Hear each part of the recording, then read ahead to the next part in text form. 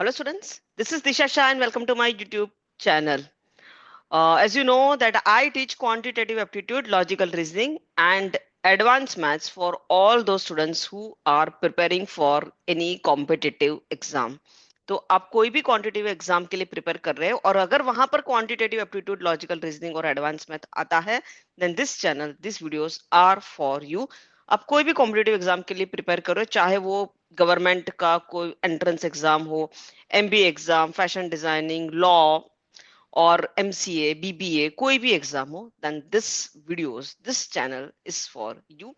आज हम advance math का एक बहुत ही सिंपल सा और प्यारा सा छोटा सा एक टॉपिक है जो डिस्कस करने जा रहे हैं and the name of the topic is statistics. Statistics MCA और दूसरा कौन सा एग्जाम होता है एनसीए, सीयूटी एंड निमसेट में यहाँ से काफी सारे क्वेश्चंस बनते हैं। Statistics is a topic which we have learned in the school और उसी से हम आज डील करेंगे। So first let me share the screen with you.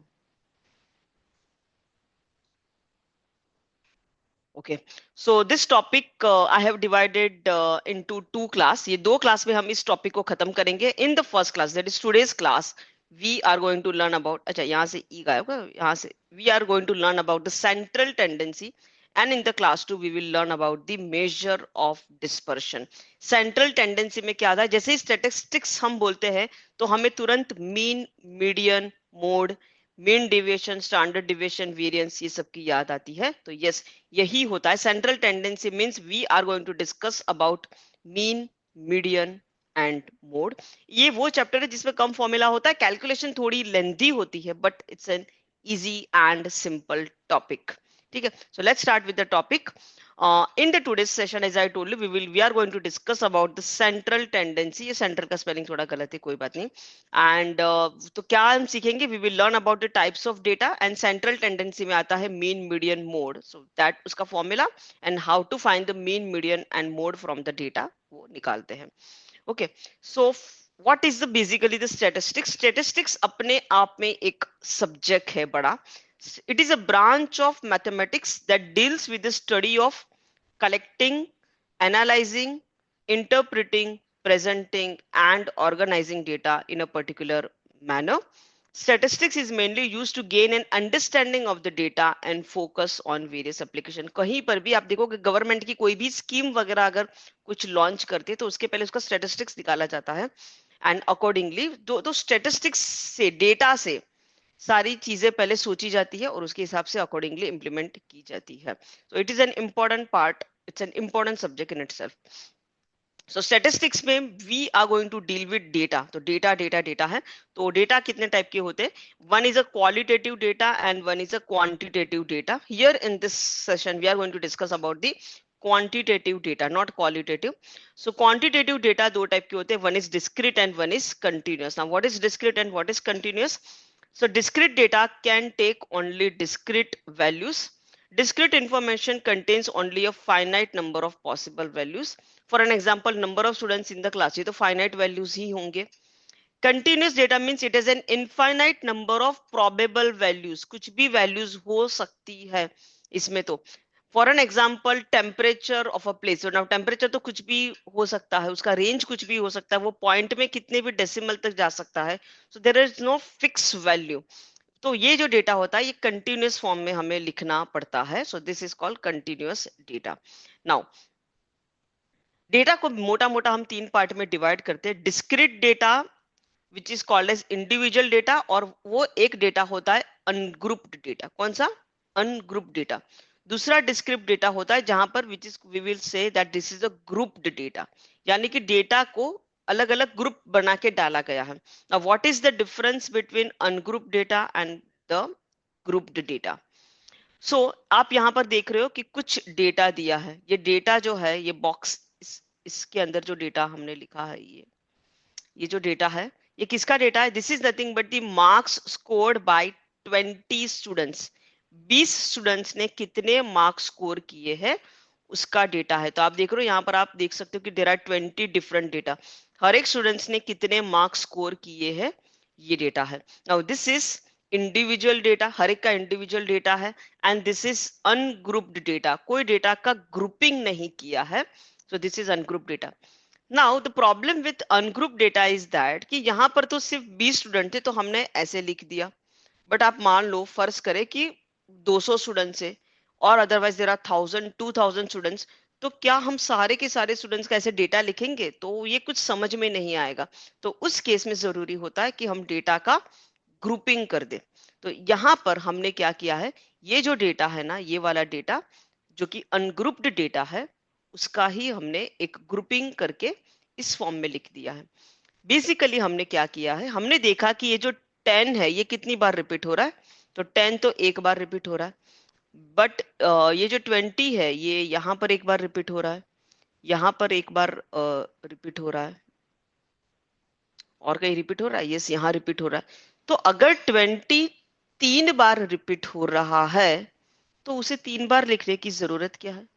क्यों ना हम ये लिख दे कि 20 ये जो नंबर है ये 3 बार रिपीट हो रहा है, so frequency of 20 is 3। Similarly if I see the frequency of 30, तो 30 का फ्रीक्वेंसी क्या है, यहाँ दिख रहा है, यहाँ दिख रहा है, यहाँ दिख रहा है, यहाँ दिख रहा है, और कहीं दिख रहा है, और कहीं और कहीं, ठीक है। सो 1 2, अच्छा यहाँ पर भी दिख रहा है, सो 1 2 3 4 एंड 5, 5 जगह पे मुझे 30 दिख रहा है, तो मैंने 30 के सामने लिख दी उसकी फ्रीक्वेंसी 5। करेक्ट ना? जो डेटा बार बार रिपीट हो रहा है उसे क्यों बार बार लिखा जाए, सीधा यही लिख देते हैं कि ये डेटा कितने बार रिपीट हो रहा है। So this is called as the grouped data where in the number of students का फ्रीक्वेंसी इज गिवन एंड उसके सामने उसके मार्क्स लिखे हैं। 10 मार्क्स लाने वाले स्टूडेंट एक है, there are 15 students who got 1 mark. 20 marks लाने वाले, सॉरी 15 स्टूडेंट्स नहीं, 15 मार्क्स लाने वाले एक स्टूडेंट है, 20 मार्क्स लाने वाले स्टूडेंट्स 3 है, 30 मार्क्स लाने वाले स्टूडेंट्स 5 है। So this is how we have done, ठीक है। So this is called as grouped data. Now इसी डेटा को हम कंटिन्यूअस डेटा के फॉर्म में भी लिख सकते हैं। यहां पर भी अगर आप देखोगे तो इतने सारे मार्क्स है, ठीक है। Now this is the marks from 10 to 50। लेकिन आप फर्ज करो कि आपके पास 2000 स्टूडेंट का डेटा है। कितने स्टूडेंट्स का डेटा है? 2000 स्टूडेंट्स का डेटा है, और उनको मार्क्स मिले हैं 0 से लेके 500 तक, ठीक है। तो आप सोचो कि कितने सारे मार्क्स ऐसे बनेंगे, कितना बड़ा लंबा चौड़ा एक ये टेबल बनेगा। तो क्या इसको और बेटर तरीके से रिप्रेजेंट नहीं किया जा सकता? बिल्कुल किया जा सकता है। So here we are using the continuous data का method, wherein what we have done, हमने डेटा को एक रेंज में, मार्क्स को एक रेंज में डाल दिया। हियर आई कैन सी कि मार्क्स जो है वो 0 से लेके मैक्स टू मैक्स 50 तक जा रहे हैं। करेक्ट ना? बेसिकली एक्चुअली में 10 से स्टार्ट हो रहा है, 10 से लेके मैक्स टू मैक्स ये 50 तक जा रहे हैं। तो हमने उनका एक इंटरवल बना दिया, 0 to 10, 10 to 20, 20 to 30, 30 to 40, 40 to 50। इसमें आप देख रहे हो कि हमारा पूरा जो काम था वो 1 2 3 4 5 5 रो में खत्म हो गया, ठीक है। So now how many students has got 0 से लेके 10 मार्क्स? तो 0 से लेके 10, तो 0 से लेके 10 में ना हम 10 इंक्लूड नहीं करते हैं। ये जो 10 इंक्लूड है ना वो इस वाली इंटरवल में 10 को इंक्लूड करना है। आपके मन में ये क्वेश्चन आ सकता है कि अगर कोई स्टूडेंट्स को 10 मार्क्स आए हैं तो उसको हम इस वाली कैटेगरी में डालेंगे या इस वाली कैटेगरी में डालेंगे? तो आपको 20 मार्क्स वाले स्टूडेंट को इस वाली कैटेगरी में डालना है, 10 to 20 and not in 0 to 10, ठीक है। सो 0 से लेके 9 मार्क्स तक वाले स्टूडेंट्स कितने? 0 है, so we have written 0। How many students has got the marks from 10 but less than 20? So 10 but less than 20, ये कितने हैं? 2 ही लोग हैं, so there are 2 students. How many students got the marks from 20 but less than 30? तो वो कितने हैं? 1 2 3 4, I can see 4 data, 4 students, okay. तो इसी तरह से हमने इसका एक डेटा का कंटिन्यूअस डेटा एक इंटरवल के फॉर्म में हमने इस डेटा को सजा दिया है, ठीक है। एक चीज हमने सीखी यहाँ पर कि ये जो 10 मार्क्स है इसको हम इस वाले इंटरवल में फिट करेंगे। यहाँ पर मैंने लिखा भी है, marks 20 to be included in the class interval 20 and 30 and not in 10 to 20। Perfect, चलिए जी। So these are the different ways in which we can represent the data. Now let's understand what is central tendency and measure of dispersion. In this model, we are going to discuss about the central tendency. Okay? So the measure of central tendency and the measure of dispersion are considered as the basis of descriptive statistics. The representative value for the given data is the measure of central tendency that gives us an idea where data points are centered. तो बहुत सारा data अगर हमें दिया गया है और अगर आपको कोई पूछे कि इस डेटा को एक नंबर के फॉर्म में रिप्रेजेंट करो, जैसे कि ये डेटा दिया है, कुछ आपको बोला जाए कि इस डेटा को एक नंबर के फॉर्म में रिप्रेजेंट करो, एक ऐसा नंबर जहां पर मैक्सिमम डेटा पड़ा है या फिर मैक्सिमम डेटा उसके इर्द गिर्द घूम रहा है, तो उस पॉइंट को, उस वैल्यू को हम कहेंगे it's a measure of central tendency. ये वो इंपॉर्टेंट वैल्यू होती है जिसके आजू बाजू में आपको मैक्सिमम डेटा दिखता है। Okay, so this is done basically to find how the data are scattered around this central measure, मतलब इस पॉइंट, इस वैल्यू के इर्द गिर्द डेटा कितना स्कैटर हुआ है, that we come to know. We use mean, median and mode to find the central measures of tendency. Measure of dispersion are non-negative real numbers that help to gauge the spread of data about a central value. Measure of dispersion के बारे में हम next model में discuss करेंगे। चलिए, so in this model we are going to learn about mean, median, mode. What is a mean? Mean is considered as the arithmetic average of data set that is found by adding the numbers in a set and dividing by the number of observations in the data set. Mean का simple मतलब ये होता है कि we need to find the average. अगर आपको average निकालने आता है मतलब आपको मीन निकालने भी आता है, करेक्ट। बेसिकली मीन का मतलब होता है एवरेज, अरिथमेटिक मीन। ठीक है, अरिथमेटिक मीन निकालने का हमें फॉर्मूला तो पता ही है, it is nothing but the sum of observation divided by the number of observation, sum of observation divided by the number of observation. ठीक है, अगर डेटा किस तरह से हमें मिला है उसके हिसाब से we have to use the formula. Now if the data is given like this, for an example individual और अनग्रुप डेटा है, once again we will take the same example. Marks scored by 20 students का ये data है। okay, we can see that this is an individual data, this is an ungrouped data. अगर आपको कोई पूछे कि इसका आपको मीन निकालना है तो आप क्या करोगे, सीधा सीधा add all these values and divided by the number of students, sum of observation divided by the number of observation. इन सभी नंबर का अगर हम सम कर दें सभी लोगों का तो आंसर बन के आ रहा है 625। कितना आ रहा है, 625।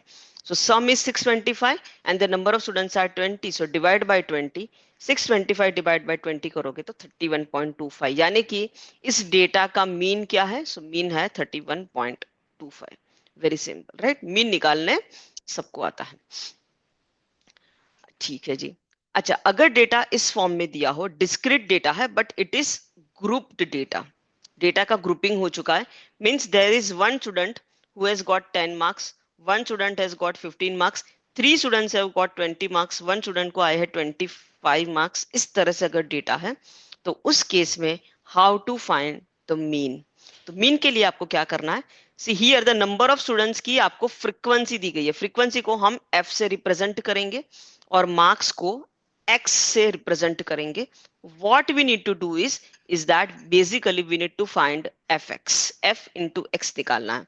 ये क्यों ऐसे निकालना है, क्योंकि आप देखो कि एक स्टूडेंट को 10 मार्क आए हैं तो टोटल मार्क्स 10 हो गए, एक स्टूडेंट को 15 मार्क्स आए सो टोटल मार्क्स 15, 3 स्टूडेंट्स को 20 मार्क्स आए तो 20 प्लस 20 प्लस 20, तो तीनों को मिला के कितने आ गए, 60, and hence we have to do the multiplication of frequency with the marks.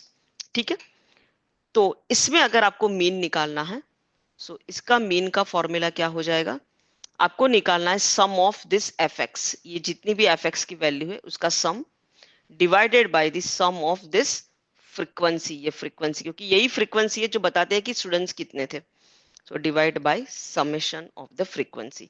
Summation of F x अगर हम करेंगे तो वैल्यू आ जाएगी 625 and there are 20 students, so summation of frequency is 20. Once again you will get the same answer as 31.25. Answer same आएगा, बिल्कुल same आएगा क्योंकि data चाहे आप इस फॉर्म में लिखो, चाहे डेटा को इस फॉर्म में लिखो, डेटा तो एग्जैक्टली सेम है, and hence we are going to get the same mean. ठीक है, चलिए जी। तो हमने देखा कि if the data is ungroup, how to find mean? If the data is it's a group data, how to find the mean? अगर continuous data है तो मीन कैसे निकालेंगे? तो इसमें बताया जा रहा है कि 0 से लेके 10 मार्क आए हैं 0 स्टूडेंट्स को। 2 students have got the marks between 10 to 20, 4 students को 20 and 30, 9 students को 30 40 and 5 students को 40 50। ओके, सो हमें क्या करना है यहाँ पर? Once again number of students represents the frequency, ये सब this is nothing but the frequency, correct. Marks का इंटरवल लिख लिया। अभी हमें इसको कैसे मल्टीप्लाई करेंगे? सो हम करेंगे मिड वैल्यू निकाल के। ये जो मार्क्स दिख रहे हैं ना आपको, मार्क्स फिलहाल एक इंटरवल के फॉर्म में है, एक रेंज में है। हम क्या करेंगे? इसका मिड वैल्यू निकाल लेंगे। ओके, सो 0 एंड 10 का एवरेज इज 5, 10 एंड 20 का मिड इज 15, 20 30 का मिड इज 25, 30 40 का मिड इज मीन, मतलब मिडल वैल्यू इज 35 एंड 40 से लेके 50 का मिडल वैल्यू इज 45। तो हमने मिडल वैल्यू ले ली, उसको हमने m नाम दे दिया। Now what we will do here is, हम मान के चलेंगे कि ये जो 0 स्टूडेंट्स है ना, उनको 5 मार्क्स आए हैं, 2 स्टूडेंट्स को 15 मार्क्स आए हैं, 4 students have got 25 marks, 9 students have got 35 marks and 5 student has got 45 marks. क्या ये सही वैल्यू है? जी नहीं, बिल्कुल नहीं। ये तो हमने एक अप्रोक्सीमेट वैल्यू लिया है। इसका मतलब है कि यहां से जो मीन निकल के आएगा वो भी एक अप्रोक्सीमेट मीन होगा। यस और नो? अप्रोक्सीमेट होगा ना। ये तो हमने मिड वैल्यू निकाल ली। जरूरी तो नहीं है ना कि ये जो 4 स्टूडेंट है सबको 25 मार्क्स ही आए हैं ना। किसी को 20 आया होगा, किसी को 21 आया होगा, किसी को 27 आया होगा। ये तो हमने हमारे कन्वीनियंस के लिए एक अप्रोक्सीमेट वैल्यू निकाल ली, क्योंकि अगर डेटा बहुत बड़ा होता है ना, तो ना ये वाला मेथड काम करता है ना ये वाला मेथड काम करता है, फिर इसी मेथड के सहारे है। ठीक है, so once again, this is our frequency, number of students. We have to find the mid value. Then what we'll do? We'll do multiply f into m करेंगे. So 0 into 5 0, 2 into 15 30, 4 into 25 100. इन दोनों का multiplication करना है. 4 into 25 100, 9 into 35 315, 5 into 45 is 225. And में जो सम है वो आ गया है 670. नंबर ऑफ स्टूडेंट्स तो उतने ही रहेंगे 20। सो मीन कैसे निकालोगे? Mean is nothing but is this divided by this. So mean is 670 divided by 20, so it is 33.5. Definitely ये जो मीन है ये एग्जैक्ट मीन नहीं है। एग्जैक्ट वैल्यू जो था मीन का वो तो ये था 31.25। ये तो एक अप्रोक्सीमेट मीन आया है। ठीक है, बट बड़े interval, if we have huge data, तो this is the best method. Okay, चलिए। Mean of the following distribution is 25. Find the value of p. So here you can see that this data is given in the form of an interval. Continuous data है। 0 to 10, 14 is the frequency. 10 से 20 का frequency p है। 20 to 30, 27, 30 to 40, 21, and 40 to 50, 15. Perfect. So basically what we need to do is, this is first is that we will take the mid value, correct? Mid value ले लेंगे। Frequency को f बोल देते हैं, mid value को m बोल देंगे। 0 to 10, mid is 5, 10 to 20 15,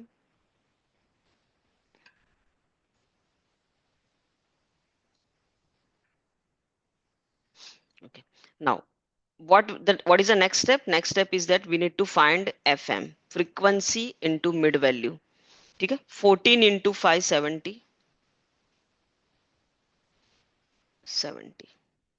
15 into p 15p, 25 into 27 कैसे करोगे? 25 into 27, so now 25 into 2 is 500, sorry, 25 into 2 is 50, so 25 into 20 is 500। 500 में और 175 जोड़ दोगे तो ये हो जाएगा 675। Next is 21 into 35। 21 into 35 कैसे करोगे? So 21 can be written as this, and 35 can be written as 7 into 5. So basically this is 49 into 15. ठीक है, 49 into 15. Now 50 into 15 कितना होता है? 750 होता है, और उसमें से 49 into 15 है तो माइनस 15 करना पड़ेगा. सो दिस इज 735. कैलकुलेशन होती है इस चैप्टर में, क्या कर सकते हैं. Next is 45 into 15. 45 into 10 is 450. 450 में 225 ऐड कर दो तो 50 plus 25 is 75 and 2 plus 4 is 6. ठीक है, चलिए जी. हमें क्या करना है? नेक्स्ट स्टेप हमें निकालना है mean. Mean is nothing but summation of FM divided by summation of frequency. ठीक है, तो 675 plus 675 is 1400 minus 50. So this is 1350. 1350 में क्या क्या जोड़ना है? 735 प्लस 70. 735 प्लस 70 होता है 805.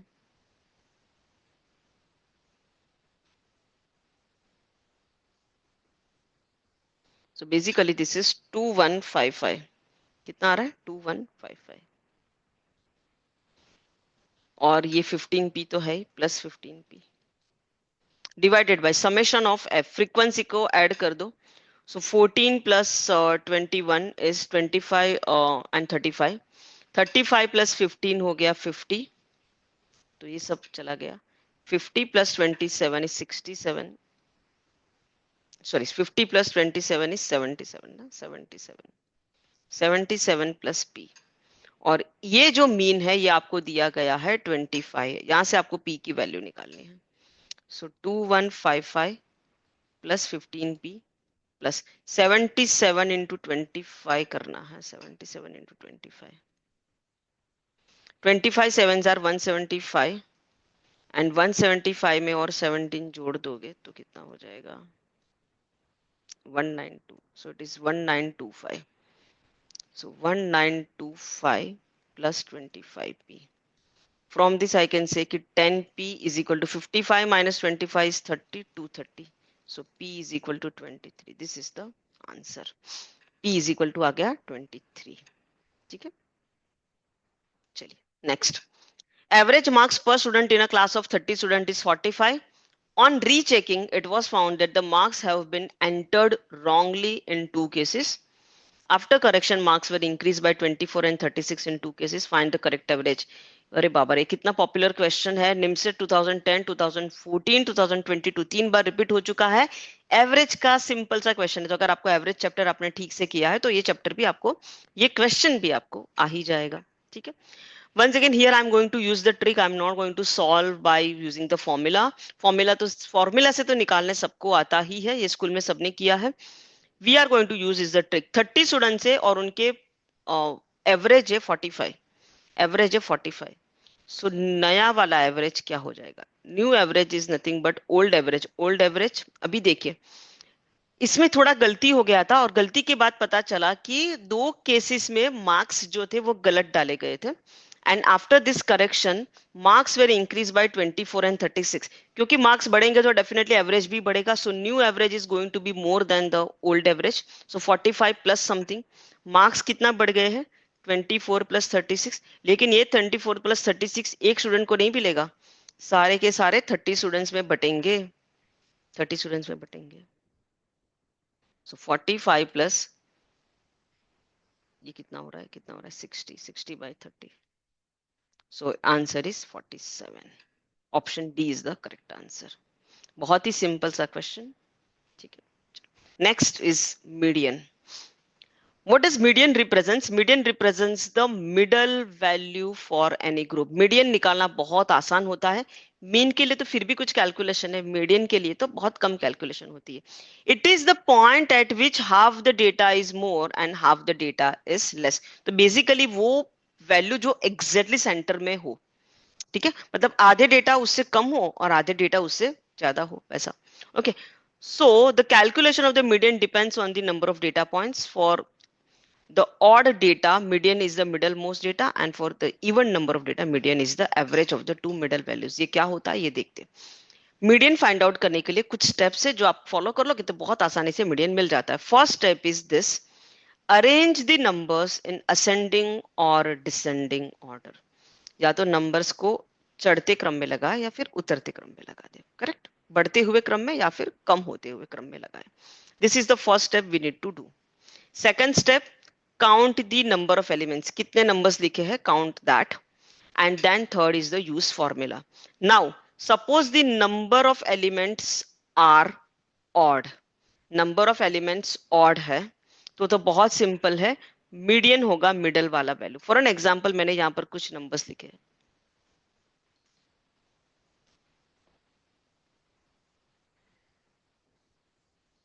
ऐसे, ठीक है, ठीक है जी। तो यहाँ पर पहले तो हमें क्या करना है, इन नंबर को असेंडिंग ऑर्डर में फिट कर देते। तो ये जो हमने 13 लिखा है, 13 को उठा के हम थोड़ा पीछे डाल देते नंबर। वेट वेट, तो 13 को उठा के हम थोड़ा पीछे डाल देते ऐसे, करेक्ट। अभी देखो कितने नंबर्स हो गए, 1 2 3 4 5 6 7। तो ये 7 नंबर्स में सबसे मिडिल वाला नंबर कौन सा है, तो 3 आगे के उड़ा दो, 3 पीछे के उड़ा दो। कैन वी से this is the middle value, तो दिस इज द मीडियन, यही मीडियन बन गया। So if the data has odd number of elements, तो मिडल वाला वैल्यू कौन सा होगा, it is n plus 1/2th value. And if the data has even number of elements, तो इसमें जो मीडियन, जैसे अगर यही डेटा को अगर मैं थोड़ा इवन के फॉर्म में लिखूं, ओके, मैं एक डेटा बना देती हूँ, डेटा है,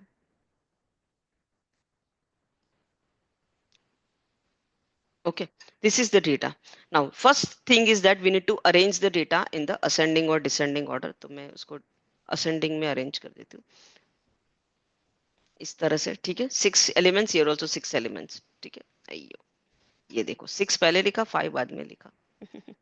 ओके, तो 5 पहले लिखेंगे, 6 बाद में लिखेंगे, ठीक है। चलिए, now here you can see that the number of elements are 6। तो इसमें मिडिल वाले कौन होंगे, तो देखो पहले के 2 उड़ा दो, लास्ट के 2 उड़ा दो, तो ये बच के मिडिल वाले, करेक्ट। अभी इसमें से किसको मीडियन मानेंगे, 5 को मीडियन मानोगे या 6 को मीडियन मानोगे, तो ना 5 को मानेंगे ना 6 को मानेंगे, 5 और 6 का मीन निकालेंगे, एवरेज निकालेंगे। तो इसका मीडियन जो है वो हो जाएगा 5.5। इट मीन्स अगर मिडिल में 2 डेटा आ रहा है तो क्या करना है, दोनों का प्लस करना है और डिवाइड बाय 2 कर देना है, because that is the formula to find the average of 2 elements. Perfect, question करेंगे तो समझ में आ जाएगा। चलिए, find the median of this number. First step is to arrange the data in ascending और descending order. So let me arrange the data in ascending order. 32, then 35, then 40, then 42, then 50, then 58, and then 60, correct? 1 2 3 4 5 6 7, 1 2 3 4 5 6 7, perfect। 7, there are 7 elements, it means कि middle वाला element कौन सा होगा, ये वाला हो गया। तो आंसर इज 42, ठीक है। अभी ये तो हमने कम डेटा था करके ऐसे कर दिया, ज्यादा डेटा होगा तो आप क्या करोगे, ऐसे कर दोगे, n plus 1/2th value. n is 7, तो 7 प्लस 1/2 यानी कि फोर्थ वैल्यू, फोर्थ वाली वैल्यू कौन सी है, सो 1 2 3, this is the fourth one, this is the answer, ठीक है। So here the median is 42। Next, इसका मीडियन निकाल लेते हैं। So first arrange the data, 130, 132, 135, 140, 142,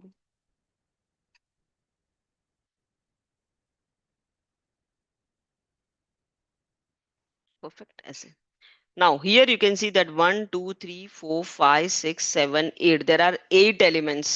तो 8 elements होगा तो मिडल वाले elements कौन से होंगे, one is n/2th value plus इसका नेक्स्ट वाला नंबर n/2th, मतलब n is 8, so fourth value, fourth कौन सा नंबर है, ये फोर्थ, ये फोर्थ लेना है और उसके बाजू वाला ले लेना। सो 140 प्लस 142 डिवाइड बाय 2, इनका एवरेज, बेसिकली इन दोनों का एवरेज लेना है। So that is nothing but 141 is the answer, ठीक है। So very simple way to find the median। Now find the median of this। Now here you can see that the data is given in the form of a grouping किया है इस data का। Frequency is given as 4623764. It means कि ये अपना हो गया total number of elements. So total number of element is nothing but the summation of f, that is nothing but 10, 12, 15, 25 and 25 plus 7, 32. So there are 32 elements. Okay, 32 elements. यानी कि middle वाले elements कौन से होंगे? मिडल एलिमेंट्स होंगे 16th वाला element and 17th वाला element. Now which is 16th element and which is 17th element? तो आप देखो फर्स्ट 4 एलिमेंट्स का वैल्यू 8 है, नेक्स्ट 6 एलिमेंट्स का वैल्यू 9 है. सो इट मींस कि टोटल 10 हो चुके हैं, 10 एलिमेंट्स हो चुके हैं. दिस इज यहां तक आते आते 12 एलिमेंट्स हो गए. आई बिलीव आपको समझ में आ रहा होगा. ठीक है, 4 प्लस 6 प्लस 2 12 एलिमेंट तक, 12th एलिमेंट तक हम पहुंच चुके हैं. 12th एलिमेंट मतलब ये एक्चुअली डेटा कुछ ऐसा है. फ्रीक्वेंसी 8 जो है, सॉरी फ्रीक्वेंसी 4 8 है, यानी कि 8 को 4 बार लिखना है ऐसे, फिर 9 को 6 बार लिखना है.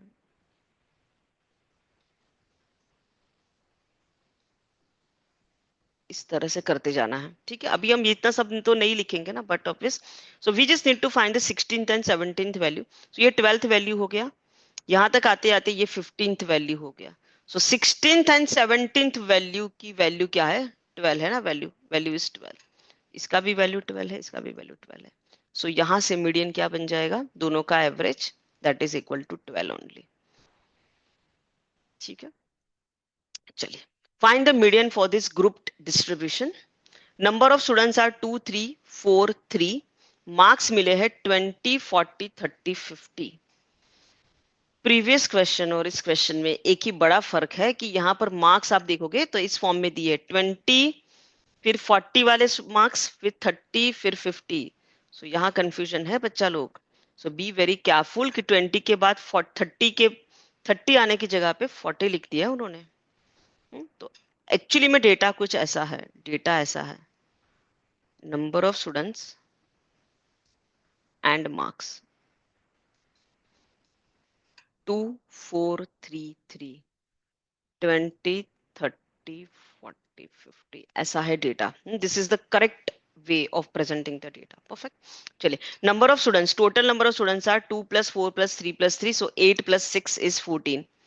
14 स्टूडेंट्स है, 14 स्टूडेंट्स. सो मिडल वाली वैल्यू क्या बनेगी? 7th and 8th. Correct, this are the middle elements, middle वाले एलिमेंट्स. तो हमें बेसिकली ये निकालना है कि 7th एलिमेंट कौन सा है और 8th एलिमेंट कौन सा है. सो पहले 2 स्टूडेंट्स को 20 आए हैं, फिर 4 स्टूडेंट्स को 4 आया है. ठीक है, ठीक है. तो 2 plus 4 हो गए. एक minute, 2 plus, wait wait wait, ये तो क्या गड़बड़ है. ये 12 हो रहा है, सम 12 हो रहा है, 12 हो रहा है सम. क्या बाबा, क्या मिस्टेक है ये भगवान. 2 plus 4 plus 3 plus 3 is 12. So there are 12 elements. It means कि middle element is 6th and 7th. ये middle वाले element हो गया. ठीक है, चलिए 6th element कौन सा होगा? Now number of students, there are 2 students who got 20 marks and 4 students have got 30 marks. So total 6 students तो यहाँ पर ही हो गए. It means कि 6th student जो है उसका value 30 है और 7th वाला students next है. This is the 7th student, वो इस range से belong करता है. So इसकी value 40 है. 30 and 40 का mean is 35. So answer is 35. Okay, next. Let x be the median of the data. Some data is given, बहुत सारा data है. And y be the median of the same data obtained by replacing 2 by 21 and 13 by 31. What is the value of the mode x minus y? Mode नहीं होगा, ये median होगा, median होगा शायद से, क्योंकि अभी तो हम मीडियन पढ़ रहे हैं तो फिलहाल मीडियन से ही काम चला लेते हैं. ओके, चलिए. हाँ, क्योंकि यहाँ पर भी मीडियन ही लिखा है ना. ठीक है. Now first thing is that we need to arrange this data in the ascending descending order. अभी इतने सारे डेटा को ascending descending order में अरेंज करोगे क्या? नहीं, इतना सारा टाइम नहीं होता है. तो यहाँ से हम क्या करेंगे ना, इसका मीडियन निकाल लेते. How many elements are there? So 1 2 3 4 5 6 7 8 9 10. Okay, 10 elements. So 10 elements है, तो इनका जो मीडियन है वो क्या होगा? सो वी कैन से कि median is fifth and sixth number, right? Fifth and sixth element is the, इनका जो एवरेज होगा वो मीडियन बन जाएगा. So which is the fifth and the sixth element, ये देख लेते हैं. फिफ्थ सिक्स्थ एलिमेंट कौन से हैं? So if we arrange the data in ascending order, तो this is the smallest, 1 2 3 4. So this one is fifth, 11 and 13. Fifth and sixth element जो है वो 11 एंड 13 है, करेक्ट? 11 एंड 13. इट मीन्स कि x जो कि मीडियन है उसकी वैल्यू 12 है. कितनी है? 11 एंड 13 का एवरेज इज 12. ठीक है. नेक्स्ट क्या बोला है उन्होंने कि y be the median of the same data by replacing 2 by 21. तो 2 को 21 से, तो 2 का 21 कर देते हैं एंड 13 का 31 कर देते हैं. 13 का 31 ऐसे. तो अभी नया मीडियन क्या होगा? Once again there are 10 elements, so fifth and sixth is the answer. ठीक है. तो फिफ्थ एंड सिक्स्थ क्या होगा? सो हियर द स्मॉलेस्ट, देखो 2 को तो 21 से कर दिया तो 2 चला गया. So first number, second number, third number, fourth कौन होगा? 7 के बाद 11 इज द फोर्थ वन. 13 भी चला गया है. ठीक है. So 11th is the fourth one, 13, and this is the fifth one. So fifth element is 17 and sixth element is 19.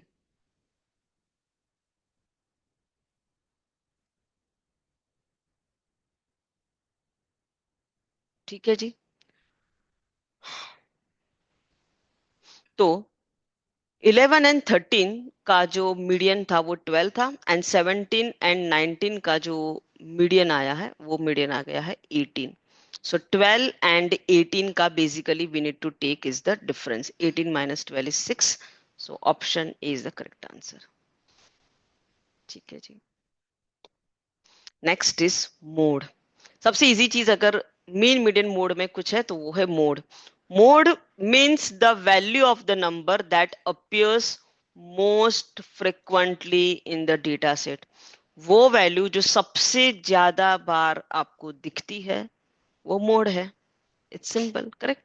So this value gives us a rough idea about which of the items in a data set tend to occur most frequently.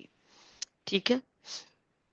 तो अगर आपको बोला जाए कि यहाँ पर कुछ values लिखे हैं, आपको बताना है मोस्ट फ्रिक्वेंट वाला कौन सा है. मोड निकालना है, मतलब मोस्ट फ्रिक्वेंट. मुझे 3 और 5 सबसे ज्यादा दिख रहे हैं. 3 कितनी बार है? 1 2 2 बार है. एंड 5 कितनी बार है? 1 2 3 4 5. तो 5 is the mode here, correct? The most frequent value. ठीक है. तो चलो हमने क्या देखा मीन मीडियन मोड के बारे में. Mean is the balance point. It is basically the summation of the value divided by this number of observations. Median जो होता है ये क्या बोलता है कि मिडल वैल्यू कौन सी है ये बतानी है, और मोड बताता है that which is the most frequent value. Mode के लिए तो डेफिनेटली कोई फॉर्मूला होता नहीं है. ठीक है. Now what is the relation between mean, median and mode? If the data is symmetrical, आप देख रहे हो ये एक सिमेट्रिकल डेटा है. ठीक है. If the data is symmetrical then mean is equal to mode is equal to median. Mode का फॉर्मूला होता है mode is equal to 3 median minus 2 mean.